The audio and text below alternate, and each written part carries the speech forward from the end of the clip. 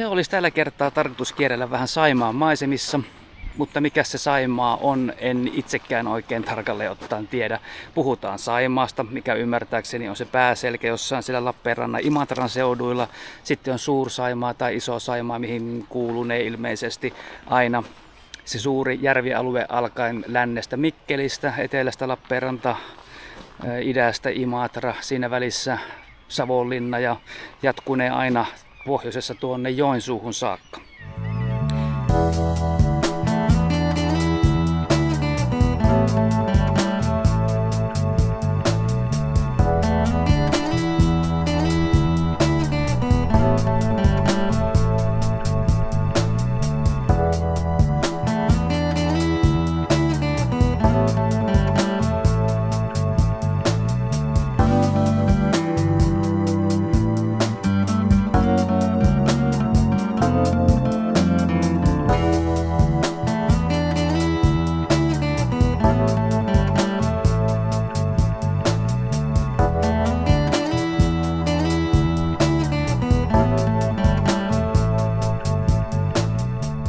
Wikipedia kertoi meille, että on itse asiassa maailman suurin puukirkko.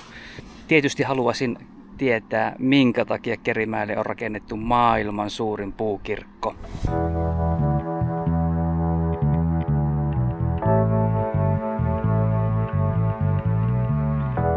Sen verran selvisi tuolla, että aikalainen kirkkoherra oli tämän kirkon tai kokoluokan myydy sellaisella ajatuksella läpi, että puolet seurakunnan jäsenistä pitäisi saada mahtumaan yhtä aikaa Jumalan palvelukseen, niin siinä syy, minkä takia näinkin valtavan kokoinen puukirkko tänne Kerimäelle on aikanaan rakennettu, vetää edelleenkin Kerimäelle melkoisen paljon sitten vierailijoita, joten siinä mielessä ehkäpä se ei ollut pitkällä tähtäimellä huono sijoitus.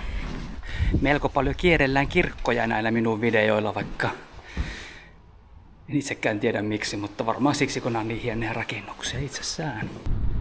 Täällä päin alkaa olemaan jo selvästikin ihan eri tavalla liikennettä kuin tuolla pohjoisen pikkuteillä. Tämä Saimaa-alue on kuitenkin niin suosittua matkailualuetta. Ja nyt tosissaan näin juhannukselta aika isolla osalla suomalaisista on lomat alkanut ja selvästi ollaan kesälomaa reissussa.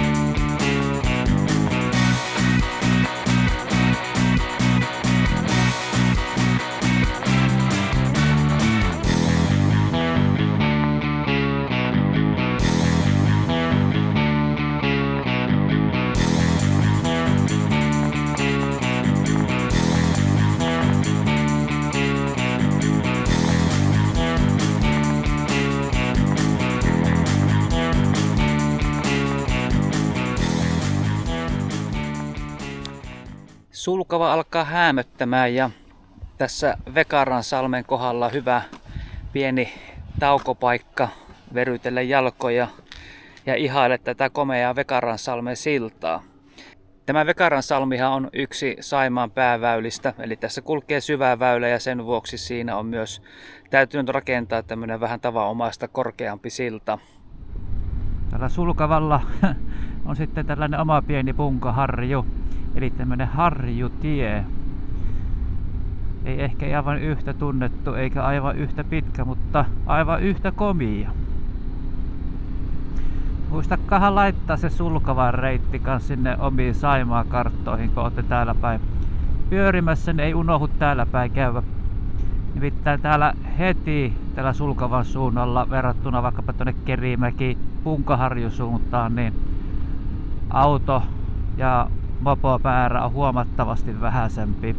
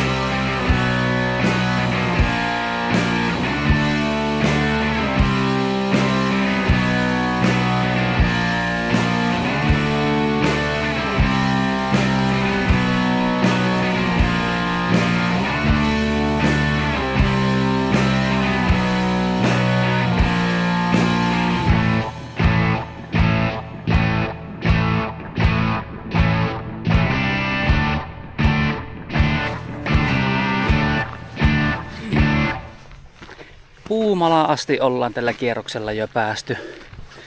Käydäänpä kattoo, tuossa on joku ihmeen bunkkeri, kai joku nähtävyys. Merkkitiellä olin ja ajattelinpä, että verytellään jalkoja tässä kohdin. Mutta Puumalassa kun ollaan, niin täältähän se on kotosi Puumala viruski, eli myyräkuume näin kansankielellä. Joten kun tonne bunkkeriin mennään, niin varotaan myyriä sitten siellä. Onko siellä myyriä, en tiedä. Joku myyrä sinne nyt ainakin menee.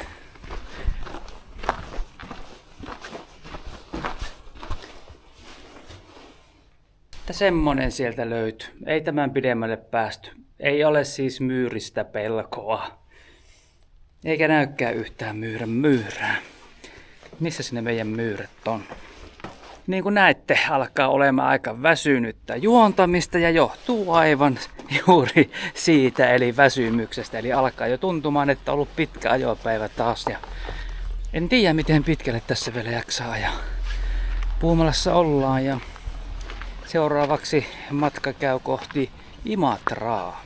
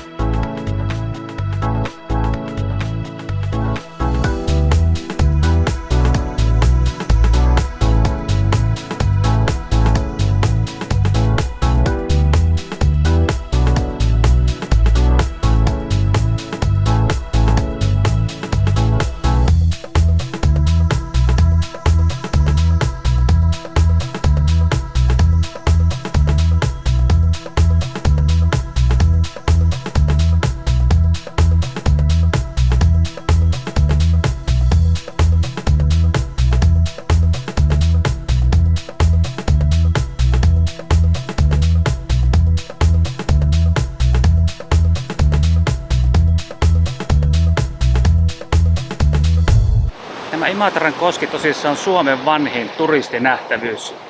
Tätä on tultu ihmettelemään maailmalta saakka aina 1700-luvulta saakka, mikä on minun mielestä aika hämmästyttävää.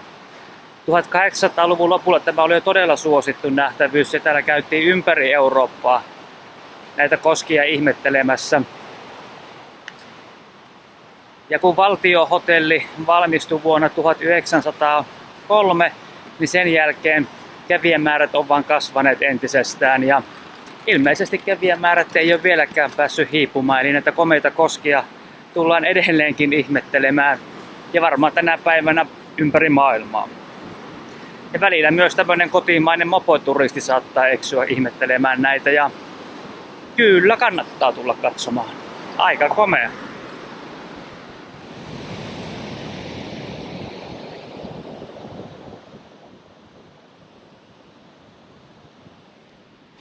Ei tästä vieläkään oikein saa selvää, että mikä tämä Saimaan historia kokonaisuutena on. Mutta joskus aikoinaan on ainakin ollut Suur-Saimaa, joka on ollut tuonne Joensuuhun saakka. No, ei tässä oikeastaan kerrota eikä saa mitään selvää. Eli uskotaan nyt, että meillä on sekä tämä Saimaan ydinalue, että meillä on Suur-Saimaa. Ja tässä me ollaan kierrelty Suur-Saimaan alueella ja jatkamme huomenna joka tapauksessa tuonne Joensuuhun saakka. Ja sitten me ollaan kyllä Saimalta koluttu ristiin rastiin.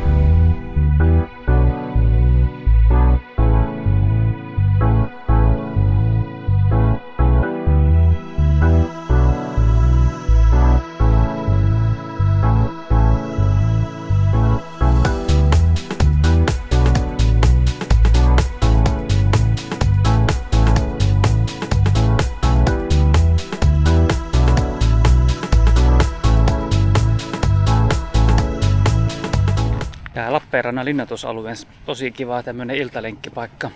Ei tästä nyt mitään kauhean pitkää lenkkiä tule, mutta sopivasti sanotaanko näin ennen nukkumaan menoa. Tosi nätti. Ei ehkä niin linnamainen, mutta tämmönen vanhan kaupungin oloinen paikka. Sitä tää ehkä varmaan onkin enimmäkseen. Onhan tämä Lappeenranta ehkä eräänlainen Saimaan pääkaupunki, jos näin voi sanoa. Tää ainakin semmonen fiilis itsellä on. Tämä on kuitenkin tässä Saimaan selällä tämmönen suurin kaupunki.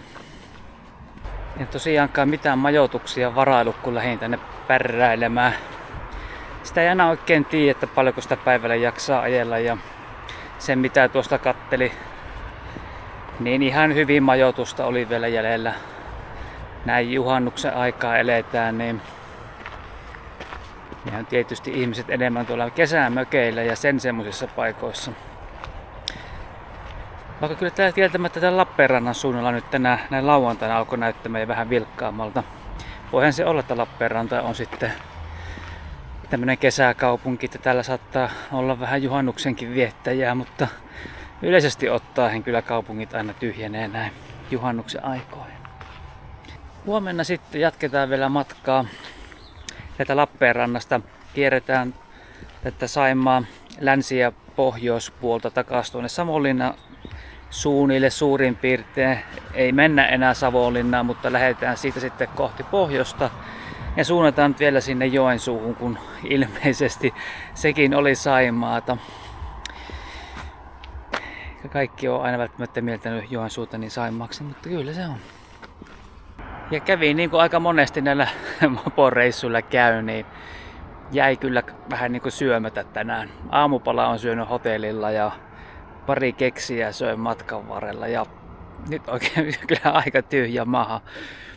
Ehkä mä lähden ehtimään tosta vielä jotakin pizzeriaa tai mitä tahansa paikkaa, jos on vielä auki. Kai nyt joku pizzeria ainakin on auki, niin saisi jotakin syötävää.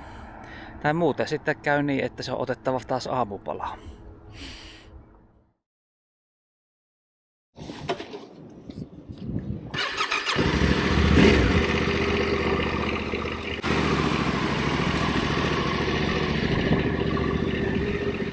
Se on sitten aika jättää Lappeenranta taakse.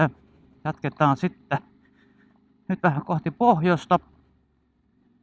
Katsotaan miten paljon Saimaata jaksetaan tänään kierrellä, jos mä kiertelen kaikki paina tuota Savonlinnan kautta Joensuuhun ja jatkaa sitä vielä kotiin matkaa, niin tulee ainakin joku semmoinen 600 kilometrin lenkki tänään, mutta jos tuntuu, että jaksaa pärjäällä, niin sitten me ajetaan se 600 tänään.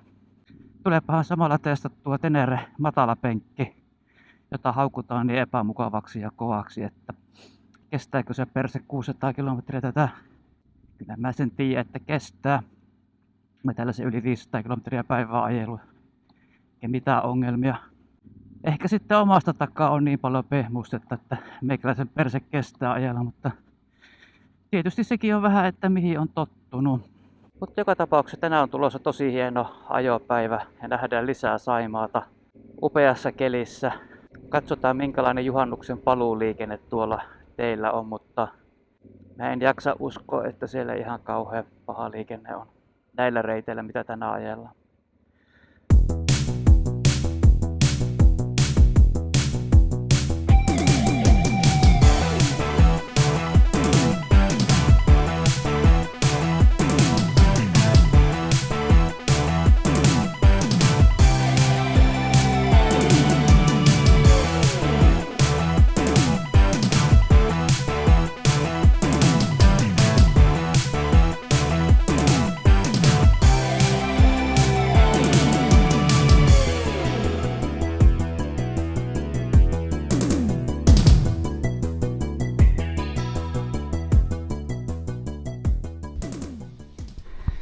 Siinä se ihan Saimaan rannalla näyttääpi olevan.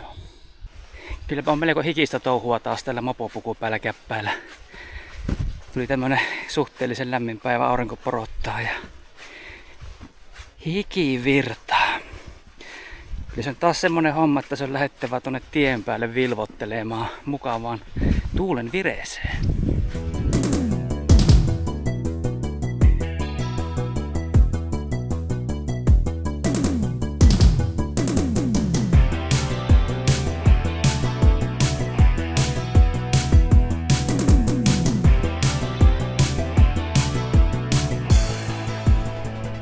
Täällä on vielä tosissaan myöskin osittain tähän linnoitukseen liittyvää vanhaa asutusta.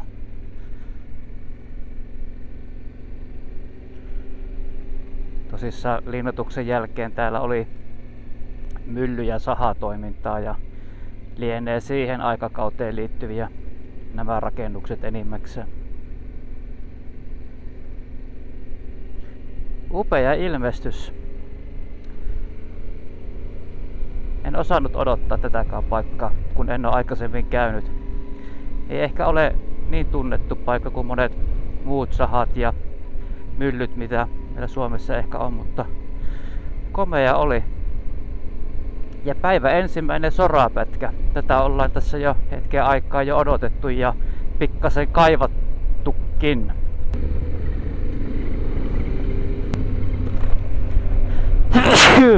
Perkele.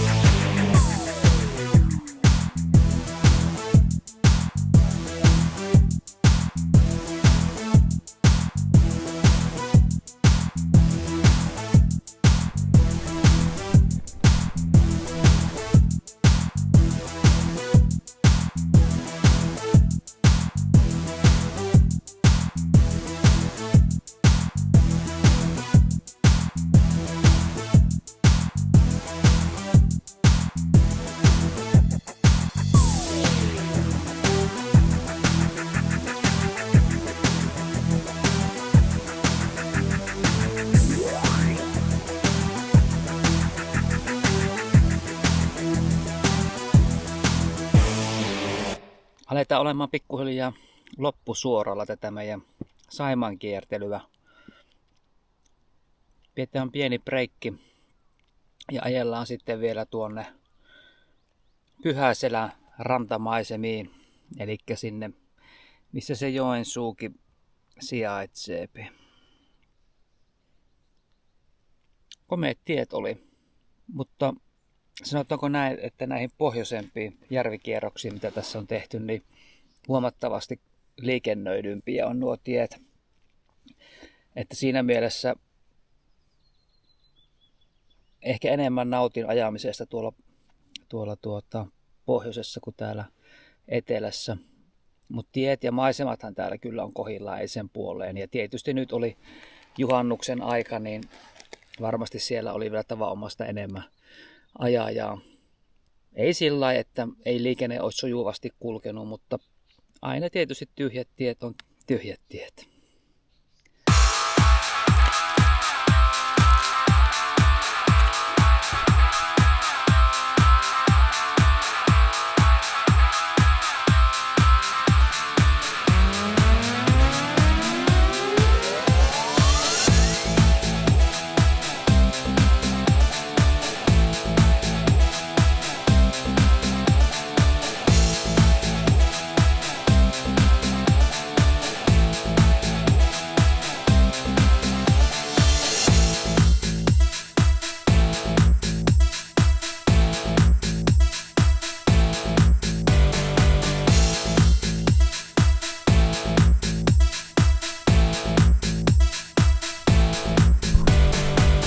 Kyllähän tuo minun mielestä ihan Saimaalta näyttää. Ainakin meikäläiseen menee täydestä. Tämä Saimaa on niin iso alue, ja varsinkin jos puhutaan tästä Suur-Saimaasta, niin eihän tässä mitenkään joka paikkaa kerkiä, eikä varsinkaan 2 päivässä. Kierrettiin tämä nyt 2 päivässä. Jos olisi vähän lepposampi tahti ollut, niin ehkä olisi parempi. Aika raskaita ajopäiviä kyllä oli, ja jos olisi vähän rauhallisempaa tahtiin kiertänyt, niin olisi kerennyt käymään vähän enemmän kahtomassa joitakin nähtävyyksiäkin. Vaikkapa se Olavinlinna, ja oli tuolla joitakin kotiseutumuseoita ja sen semmosia, mitkä olisi voinut olla ihan semmosia mukavia pikkustoppeja moporeissunkin varrella. Mutta tämmönen reissu tällä kertaa. Ainahan me ollaan aikataulujen vankeja, sillä me ei voida mitään. Lomaa ei ole rajattomasti, ja nyt meillä oli vaan tämä juhannus. Mutta kerettiin me aika paljon juhannukseen. Käytiin kiertämässä aluksi tuolla Pohjois-Karjalassa Pielisen seutu, ja nyt sitten vielä lauantai, sunnuntai Saimaa ja vielä koko Suur-Saimaa alue, niin kyllä tässä on aika paljon kierretty viikonloppuun. Mutta minäpä lähden tekemään nyt kotimatkaa. Tässä on varmaan se, riippuen meikö kotiin vai mökille, niin olla 250 kilsaa. Pitkä on vielä taivaalla edessä, ilta alkaa olemaan jo aika pitkällä. Mutta nyt näihin kuviin ja tunnelmiin me lopetellaan täällä Saimaalla. Nähdään taas seuraava reissuvideon parissa, ja muistakaa ajella turvallisesti. Se on nyt moro.